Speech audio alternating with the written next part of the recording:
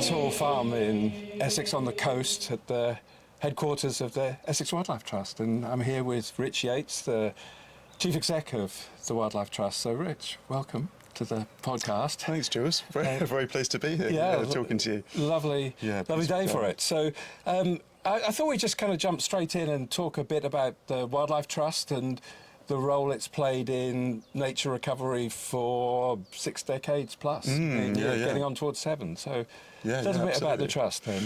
Yeah, thanks, Jules. So we've been a trust since 1959, so we've been going for 67 years towards the end of this year. And we manage about 100 nature reserves, so it's a huge part of the county. Yeah. And over the years, we've done lots and lots of quite bold things. I think we're quite a brassy trust. We've done some very pioneering things. I've been part of the trust for about 7 years, and I've been chief executive for about 2 years. But I'm very conscious that I've joined a long line of people and volunteers and staff in the past, and sort of keeping the tradition alive in Essex. But we've got about 2,000 volunteers. We've got about 200 members of staff. So we're pretty big, considered to be one of the biggest wildlife trusts in the country. Yeah. Which I think is Essex needs a large wildlife trust. Yeah. There's lots of pressures. We're a very populous county as well. So the Wildlife Trust sit with lots of partner organisations, 47 across the UK, as part of a sort of federated structure. So in each county, or in several places, multiple counties, there's similar organisations focusing locally. So you've both got this local focus and bigger focus as well. I think that's the real power of it. So we all started off as completely independent charities with our own governing documents, our own unique provenance, and over time, over those decades, we've worked together collectively. And we have a memorandum of cooperation, which means that we agree to kind of work under the Wildlife Trust banner together. We agree to exchange ideas and information and work in partnership. And we work very closely with all of our neighbouring trusts. And it means that we can constitute ourselves at the size that's most relevant to whatever it is that we're doing. So, we are very hyper-local in Essex Wildlife Trust. We've got local groups across every district, but we can operate at county level, and then we can operate regionally with Suffolk and Norfolk and Herts and Middlesex and Cambridge. And then we can also kind of constitute ourselves as this big national body that's kind of got lobbying, kind of real influence through lobbying and other things. So it's a really fantastic system.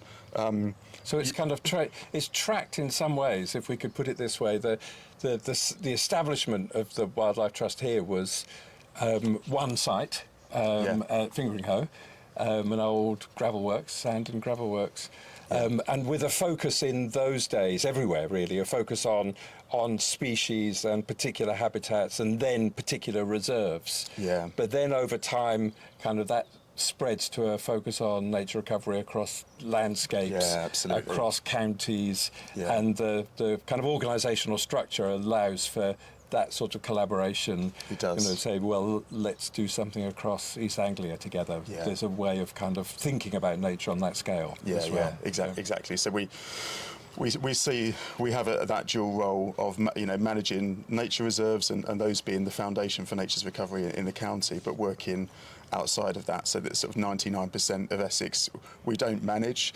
So we need to work with landowners and farmers in particular, because we're a rural county. There's about 70% of the land in Essex is agricultural land.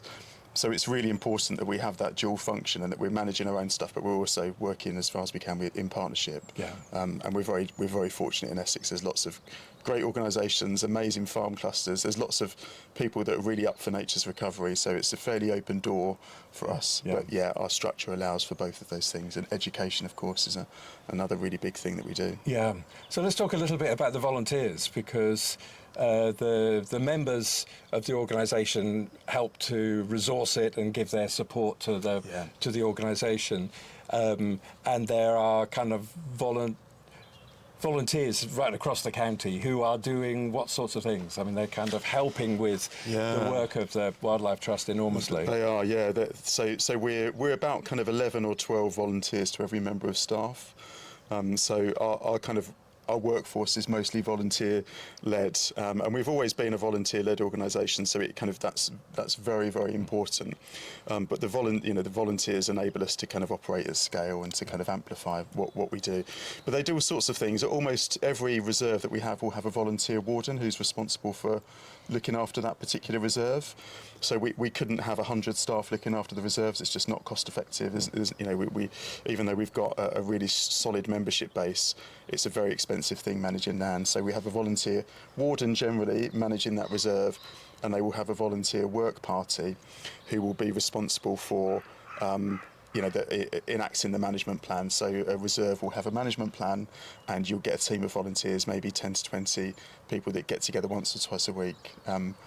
Under the not the supervision, but in collaboration with our staff, will manage that reserve. Yeah. So it's a very community-led thing. Those volunteers will tend to be people that have got a very local attachment to that site, or have got some sort of vested interest. So local knowledge. Exactly. And we would manage them, partly for the unique habitats they have, the unique species. Every management plan would be slightly different, but the intention is to get them the very best out of the land, really, for wildlife. So you've also been involved in the development through the Local Nature Partnership in the Local Nature Recovery Strategy, which is something that's kind of appeared on the UK landscape in the last 3 or 4 years, 2 or 3 years, even kind of more recently. Not everywhere has got one yet, but they're coming. Yeah. Tell us a bit about Local Nature Recovery Strategy as another mechanism to link up places and kind of interest and care for nature in particular places, and how to make a bigger. Yeah, I mean, I think I think the local nature recovery strategies are something that's been missing, and I think is a really positive thing. It essentially gives everybody who's got an interest or has got a responsibility to managing nature's recovery, and there is the biodiversity duty in the Environment Act, which means that any kind of public body has some responsibility for enhancing and sort of protecting wildlife. But it gives all of us a common blueprint that we can work to. And it's a spatial strategy, so it kind of sets out the county, where the really important parts of the county are for nature's recovery, and it sort of bridges that gap to a land use framework, where it sort of says this is the best use for this piece of land, this is the best use for this piece of land, but taking account of all of the different priorities that we've got as a county, because of course we've got lots of development needs as well. There's big development pressures in Essex, so there's lots of things, but it essentially says this is where we can reach our 30%. So it's kind of predicated on the idea of 30 by 30, which is having 30% of the land and sea in Essex protected for nature's recovery by 2030, and it sort of gives us that roadmap and that blueprint for how we can do that in the county. So the priorities are identified, and then in each of those places there's the hope for kind of maintenance of the good stuff that's already there, but to do what? To connect up other places, to create new habitats, to get existing landowners to do something different. Yeah, all of those things. All of those things, exactly. So I think kind of sites that are already high in biodiversity, like nature reserves, are. It's about kind of maximising that and protecting that and buffering those and connecting them, and it's about bringing more land that's best placed to get the most. I hate to use the phrase bang for your buck, but it's about kind of where are we going to get the best return for wildlife in the county, basically. But through all of those methods that you said. Yes. Yeah. And where we are is at the site of one of the first large-scale kind of reclamation of the land by the sea, if we can put it that way. Managed retreat, as it was called, but creation of habitat. Just in the background here, we can see just down here, just behind us. And so, tell us what kind of happened when we're thinking, we must do something different with farmland here. I mean, it's not going to happen in every place, but it's a symbol of a kind of transformation that can happen through intent, through desire and intent, and we need to do something in this sort of way. So that managed retreat here.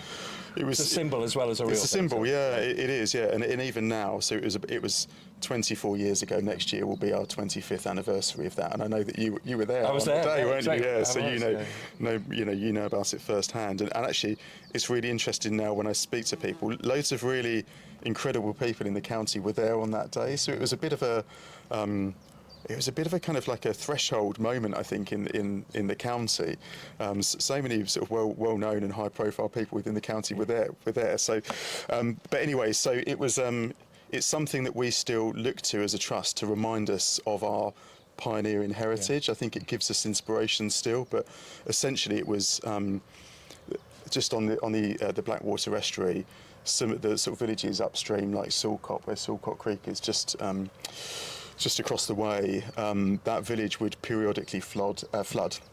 So every year it would flood, the creeks would flood, and we were struggling to maintain the seawall here because it had been reclaimed many years ago from the sea. And what the managed realignment or the coastal realignment did essentially was reprofile the estuary. And it did so by what seemed to be quite sort of an act of violence at the time, which was to destroy parts of the seawall very deliberately. Yeah. So in 5 places along a 3.5 kilometre stretch, just to breach the seawall and allow the water to inundate the land and to turn it into intertidal habitat, which is brilliant for. It's brilliant for plant life. It's brilliant for birds. It's brilliant for fish. It acts as a sea nursery. As a fish nursery, sorry, and more importantly, it helps to take some of that power out of the estuary as well. And I know for a fact that the village of Salcott hasn't flooded since. Yeah. So it's a classic kind of example of co-benefits to people and wildlife. It's got so many benefits to the natural world, but actually it's solved an engineering problem essentially. It was an engineering solution to a kind of a very human problem. So I'm not sure what the economic benefits are. I'm not sure whether that's been calculated, but they would have been significant as well.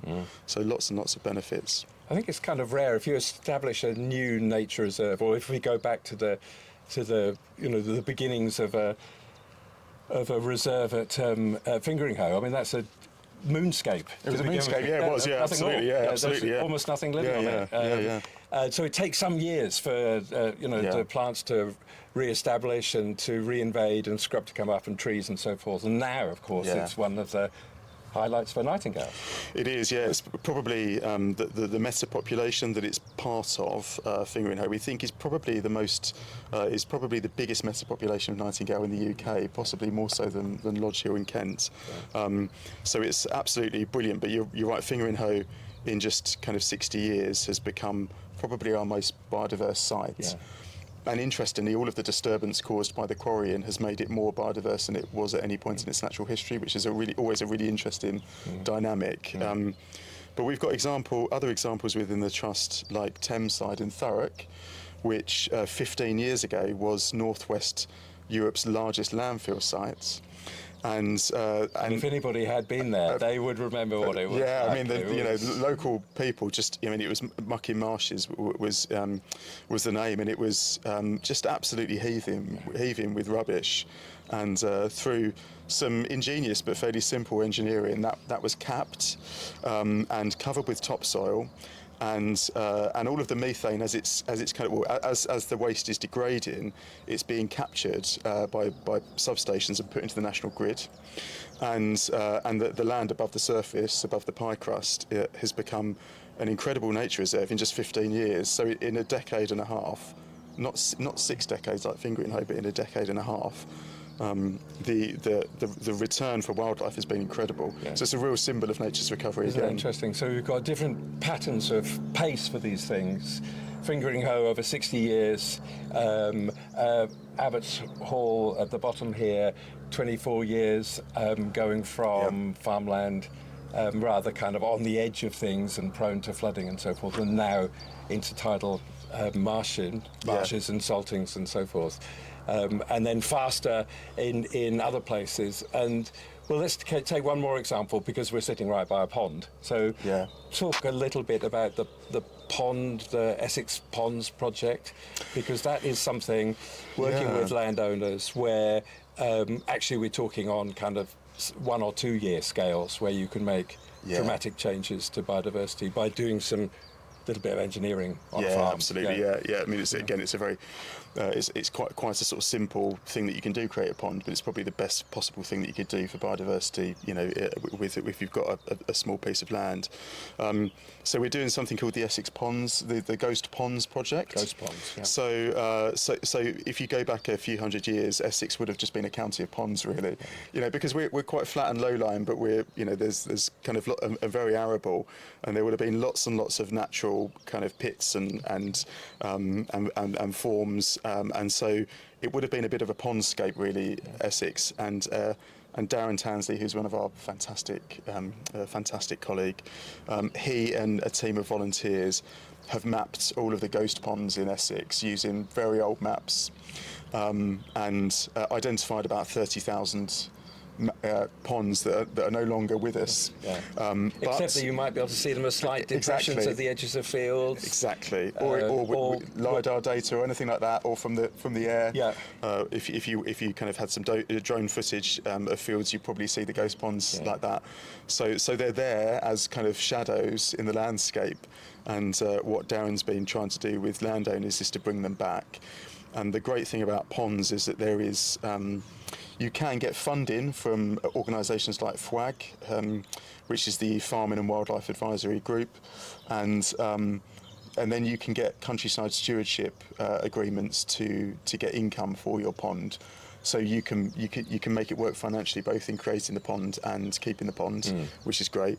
But we've been working very closely with the North Essex Farm Cluster to create as many ponds as we can in North Essex, and there has been, tens of hundreds of ponds. So that's the kind of trajectory that we're on at the moment, and hopefully we'll just build momentum over the years. So tell us, I mean, you can see the difference we had in the early part of this year, 2 months of a lot of rain, the heaviest rain for January and February, probably on record, but I'm not sure of the detail there, but certainly a lot of rain 1 month after the other.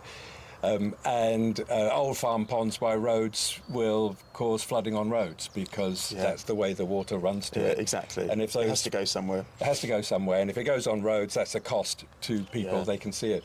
But if ponds are formed, they're holding the water in the landscape, which is a change. But then there's a range of biodiversity that comes in quite quickly on the back of that. Yeah, absolutely. Paint a picture typically of what happens. Yeah, I mean, you very quickly, I think, we've created some new ponds at Abbotts in the last few months, and the life comes very, very quickly, within hours often, and you'll get insects, and then very quickly you'll get the bird life come in. And we've had some where we've, I think one of our ponds, we've had otters already. So it happens very, very quickly over the space of a few weeks or months. So I think it's another great thing that you can do, because you can see the transformation in front of your eyes, really. So we talk a lot about rewilding, but this is re-wetting. Re-wetting, absolutely. It's letting holding the water in the landscape when it does come. Fantastic. So a question that you've often been asked as chief exec of the trust is, how did you come by working in conservation? And it might be a young person saying, well, how do I get into this? If it's somebody in the community, you might say, well, join the cadre of volunteers. That would be a place to start. But if it's a young person looking for a way into a career around conservation and wildlife, and there are lots of charities and there are lots of organisations involved in this these days. What's your own story behind that? So thanks, Jules. My own story is, when I look back on it, I like to think it was purposeful, it was deliberate, but I'm not sure it was really. But I suspect that's the case for everybody. I think actually, it probably is. Yeah. I mean, so I was working, and we knew each other from years ago, because I was working in the university sector and worked at the University of Essex for many years, and absolutely loved it, and then moved to a couple of other universities, and always enjoyed working in a university, because I'm a bit of a sort of Peter Pan student. I just want to learn all the time, so it's the perfect environment for me. But I think I'd always, when I was younger, I'd always wanted to work in conservation. So I've been part of the Young Ornithologists Club when I was at school, and I did a really interesting mix of A-levels actually. Which now I look back and think actually they're really kind of relevant now, but I did a mix of business studies, environmental science, English and classics, ancient history. So it's a sort of a bit of a weird mix, but I got to my mid-30s, I think, early to mid-30s, and I really felt the pull of going into conservation. And so what I did was I focused on trying to move sector first.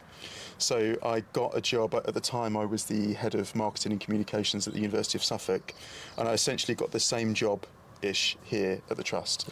So the first step was move sector, move into the environmental sector. And then once I'd got established, the second step was kind of broaden my remit, work on the specialism. So it's kind of sector first, then specialism. Yeah, okay. And then I started to kind of build up my understanding of the organisation. And that, I think that's been really effective, and I think that I'd probably suggest that as one strategy, because I often get that lots of people will come to me and sort of ask how they get into conservation, and they see what we're doing in the county and want to be part of that. But as you said, Jules, I would always say, well, volunteering is the best thing that you can do as well, because you'll be able to test how much you do enjoy it, but it's also invaluable experience, and you'll get to understand how organisations work, and trusteeships as well. Often organisations, particularly conservation organisations, are looking for younger trustees. So if you're a university leaver or early career, actually trying to find a trusteeship, it's not necessarily out of reach at all. Very good. The doors are often very, very much open for younger people. Yes, that's a really good point. I mean, there are options for young people to become kind of ambassadors for organisations and to kind of play a linked role to them, but still kind of somewhat, at a distance. So maybe, trustees would bring in a voice of the public that is often missing. I mean, lots of conservation organisations are heavier with older people who've got more time, and maybe that's always going to be the case, but I mean, in terms of kind of volunteers and members and so forth, and that kind of opportunity to bring in different voices, which, I mean, what you've all focused on a lot is public engagement. I mean, how do you get engagement? How does an organisation like the Essex Wildlife Trust, or indeed other wildlife trusts, engage with the public enough that they know that you're here, and doing good stuff, and also just down the road here and over there and so forth. I mean, there's lots of. I think it's a kind of it's a sort of a multi-channel strategy in effect. That we're very fortunate to be a membership organisation. So as well as being a charity, we are a membership organisation. So we have about 40,000 members. Who support what we do, which is absolutely brilliant, and we wouldn't be able to operate without our members. So we've already got that base of supporters and advocates, which is great. And then we have 11 visitor centres in the county as well, which means we're getting quite large audiences. So we get about 1.2 million visitors a year through our centres. So that's another great way of, we see those as gateways to great wildlife experiences. So they're there to give people access to great, to great nature reserves. But then we do lots of citizen science campaigns as well, lots of public engagement campaigns. And probably the big thing, one of our sort of second charitable aim is to educate. So we have lots of education programs. Almost all of our visitor centres will have events and activities and outdoor-based education at every age and stage of life. So right from wild babies or nature tots through to sort of adult classes. And we also have lots of nature reserves. We run programs as well, so it's a really big mix. So we're very inventive about how we try and engage people. But the most important thing you can do, I think, is to give people great experiences, and for them to then go on and be ambassadors for you. So that's what we try and do, the future stewards of the natural world. So some of that is through formal some of that is inviting people into the 11 centres and kind of engaging in all sorts of different activities to come in specifically or as part of just coming along with the family to do something for a few hours. But some of the activities, some of the education activities is formal woodland school type of activities, forest school type stuff, where that is something tied into the curriculum or it's part of a. It might not be part of the curriculum, but it's part of the activities of, say, primary schools and so forth. So, how do those work? What do you see with those? That's effective. So we tend to do quite a lot of curriculum mapping. So we try to make what we do as relevant as possible to both primary schools and secondary schools. So we will look at curriculum, and we will devise sessions that are outdoor or sort of nature-based that deliver against those intended outcomes, those learning outcomes. And we have some sites which are particularly brilliant at that. So the Naze in Walton is one of the best places in the UK to see, to sort of get a kind of a cutaway of geological time, really, and to find fossils coming from the eroded cliffs. So you've got the red crag in at the Naze, and also to engage with things like coastal erosion and sort of very kind of some of those big issues that are affecting all of us. Rising sea levels, things like that. But also just absolutely brilliant for looking for shark's teeth and whale ribs and megalodon teeth and stuff like that. So absolutely brilliant. But we will always try and make sure that we are mapping against the curriculum as part of what we do. And we tend to take a mixed mode approach to education as well. So some of what we do is forest school, and the sort of the methodology of that is that it's very much kind of pupil-led, learner-led. So in sort of education terms, it's quite constructivist. You'll let the learner lead and discover. And then we also have a more kind of traditional delivery type approach, which is just outdoor learning, which is much more just about teaching people about the natural world and trying to bring things to their attention and support them in that discovery. So we tend to kind of work with different methodologies, different pedagogies, but the education is really important. It's a key part of what we do. So it's interesting to look back over that kind of period of 60 years for kind of Wildlife Trust, approximately 110 years plus for likes of National Trust, or a bit, a bit longer for RSPB. One of the kind of first organisations in the late 1800s, where, as we were saying earlier, very much a focus on saving wildlife, specific organisms, birds or mammals, as specific habitats that are under threat, expected to kind of be threatened, and mobilising around what needs to be done specifically for wildlife. Whereas over that period of time, you see an evolution towards dealing with education priorities, working with farmers, working with planners, working with businesses, other actors in the kind of wider social and economic landscape, and seeking to not just to work with them, but to have an impact upon them. Absolutely. So the role of wildlife organisations is to do very much more than wildlife. It is. They're still trying to circle back and to say, well, that has led to more nightingales or turtle doves or whatever the kind of cause or concern is. But the drawing of the sphere of influence is much greater. It is much bigger. That's really interesting, Jules. So we tend to talk about the story of conservation being the story of people. And it's even though we are a science-led organisation, we are not a science organisation. We are very much a people-powered movement, which you can see in the volunteers. But wildlife is the why, but the how is entirely people. We couldn't do anything without people, and that means people in every industry. We work very closely with businesses as well, so we have about 350 corporate members as well, who we work very closely with. but we're all about widening the tent. So essentially, conservation needs the best people rallying around its cause, and that is people from every possible walk of life, every background, every discipline.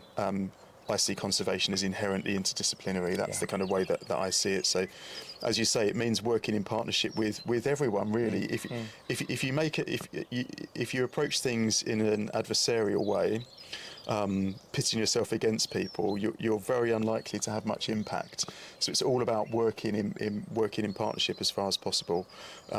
So we do that across the board. We've got fantastic partners, and I mean Essex it's a county that does have a lot of development pressures, but it is a county where there's lots of goodwill, lots of collaboration, lots of social capital at every level. So. I think I absolutely agree with that. I think we can't just manage our own reserves and try and protect them. You can't have a defensive position. You've got to have a proactive position. Yeah.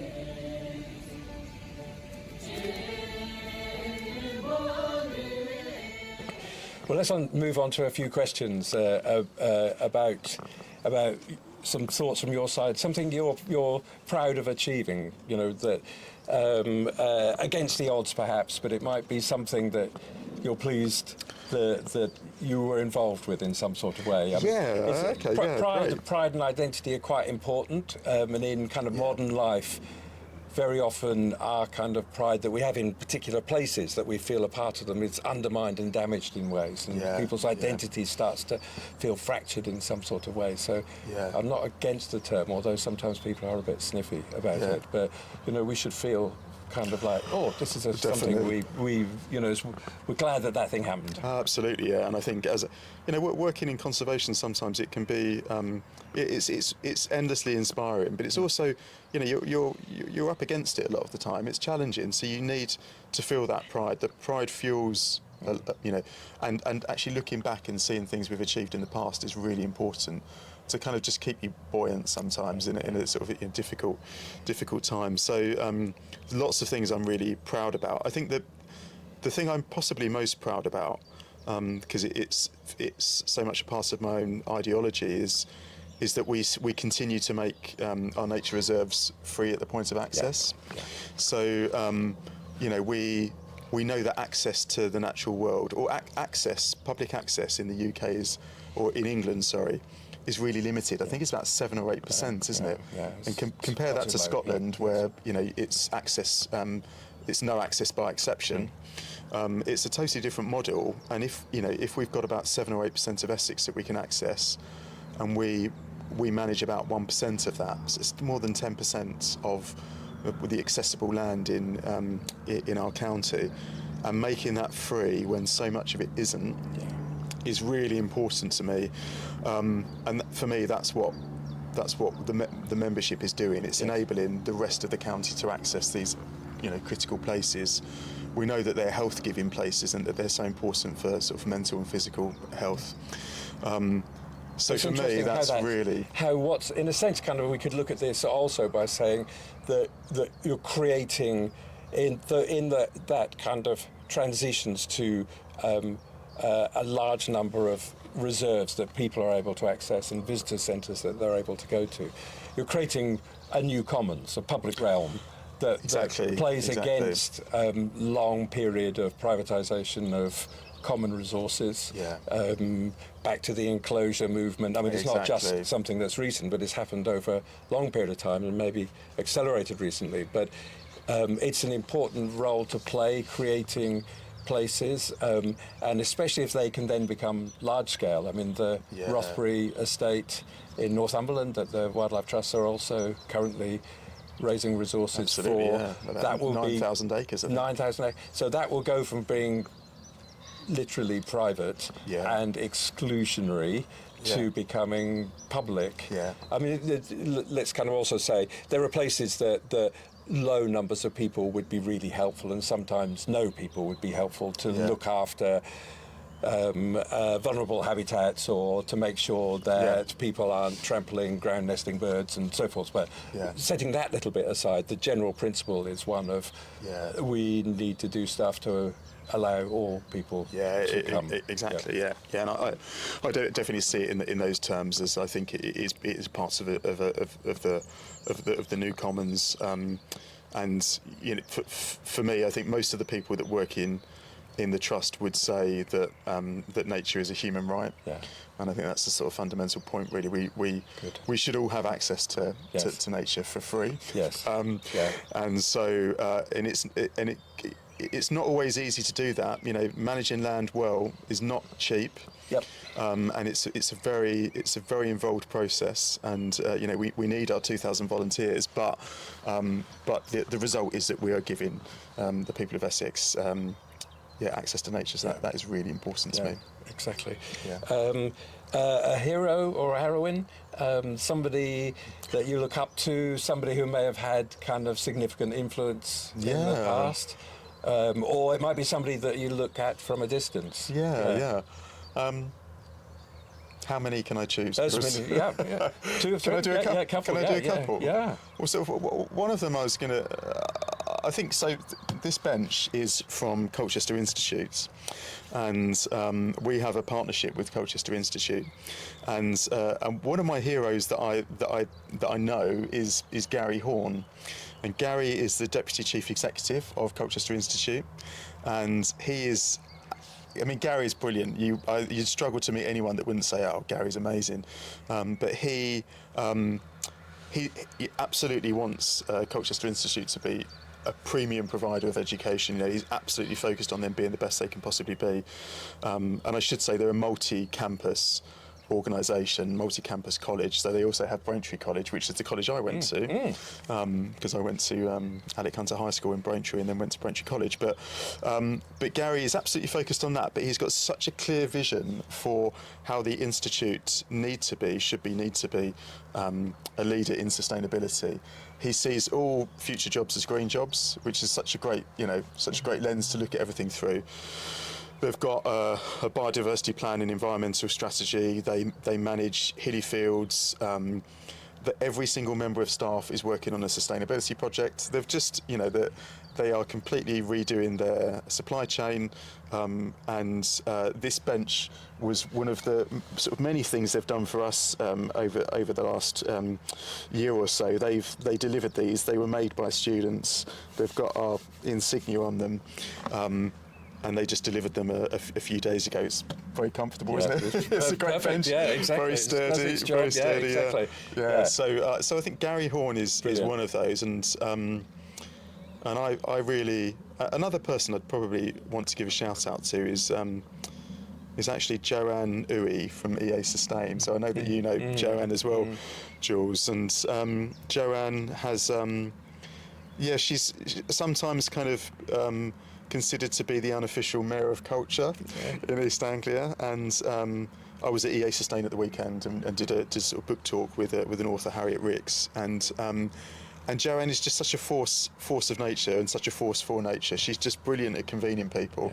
She's introduced me to lots of unlikely people that we've formed really good organisational partnerships with. So I love the way that she just has taken it upon herself to assume that role and to make things happen in East Anglia. So I really kind of admire her, really. Lovely. I ask the guests to bring an object if they have an object. Yes. Yeah. You have to dig in your pocket for your object. I do. Yeah.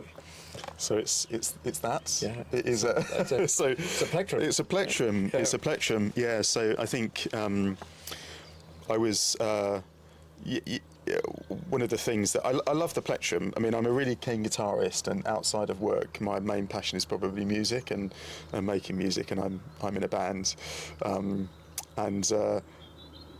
I've played the guitar since I was a teenager.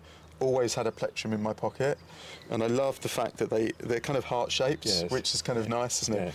So they're always lying around the house, these kind of heart-shaped things, and I'm a terrible fidget. I'm an inveterate fidget, and I just do that all the time. So it's one of those things that kind of keeps me calm. It's like a fidget spinner in my pocket, but it's also a symbol of everything I love. You know, music is really important to me. So. And it literally produces the music. It produces the music, exactly, exactly. Fantastic. A book or cultural item that you want to recommend? Yeah. I think there's so many because I'm a very keen reader, but I think in the context of, sort of talking about sort of nature's recovery and climate and some of those challenges that I face in my professional job, I would probably choose Doughnut Economics from the Kate Raworth, because it draws to attention the fact that so many of the problems that we see in terms of sort of climate and biodiversity loss are because of the economic system that we're operating within, and it's one of those things. I think the economy it's too big to see, and actually you need somebody to kind of help you behind the curtain to say, this is what's going on. It feels normal, but it's not, and it feels inevitable. But actually, there's lots of different ways of doing it, and I think I'm excited to see increasingly talk about the limitations of neoliberal capitalism, and I think her book I would recommend it to anyone who's kind of coming into conservation, because it will help you to see where the pitfalls are and what nature isn't actually really part of the current economic model. It sort of sits outside of that, but also it just helps you to think about systems. The conservation is and our day-to-day life in the UK is dominated by the systems that we are part of, and one of those is the food system as well. But the economy is the sort of the really big one. So. Probably that. Yeah, very good choice. Yeah, it kind of points towards the systemic problems, the structural problems that we don't have to take for granted, but Minnie would like everyone to take them for granted, but they're not delivering. So that's why there's a lot of anguish and conflict, because they're not delivering. So that kind of points a way forward. Before we get to the final question, tell us the story about the importance of wildlife to the members of the organisation here. Your first day when you came. We're looking beyond the camera at the back of Abbotts Hall, the headquarters of the trust. And so, actually, the importance of wildlife to people. Yeah, of course. Yeah. So behind the camera is the building is Abbotts Hall, and it's a wonderful place to work. But on my first day, it was in April, so it wasn't. No, it wasn't. So it was a bit later on, but it was a day very much like this. I was busy doing some work with some colleagues in one of the rooms upstairs, and we've got a tannoy system, and over the tannoy somebody just said white letter hair streak in the garden, and I'd never seen anything like it. Everyone just stopped working, didn't matter what they were doing, and everyone just emptied the house and went out into the garden over to there, the hedgerow around the back there, where somebody had seen the first white letter hair streak, which is a butterfly, the first one for 25 years at Abbotts. And that was the priority. Fantastic. Everything else just stopped, and for 15, 20 minutes, everyone was just looking in the brambles up there. So I just got back to my desk and thought, this is a different type of organisation to one that I've been part of in the past. Not a fire alarm, but a butterfly alarm. A butterfly alarm. Building empties for a butterfly. I think that's a brilliant story. It's brilliant, yeah. Let's finish with a recommendation. What would you say for viewers and listeners? One thing that they can do. There are lots of things they can do. But so many things. If I'm permitted, I would say become a member of Essex Wildlife Trust, or another trust if they're or another elsewhere. trust. Any of the wildlife trusts. I think. You will be supporting access to nature. You'll be supporting nature's recovery, supporting so many great projects that we do that kind of focus on protecting really important Essex species like the nightingale and turtle dove and water voles and other species. But also by being a member, you are then drip fed all of these great ideas and inspiration, and it means that you get to, I think we help you to find ways that you can make a difference, both as an individual and collectively as part of the trust. So that would be my strong recommendation. Become a member. Yeah, very good, excellent. Well, Rich Yates, thanks very much indeed, Chief Executive of Essex Wildlife Trust. Lovely sitting here in the sun and having a review of the trust, and a real pleasure to have you on. Thank you. Yeah, thank you, George.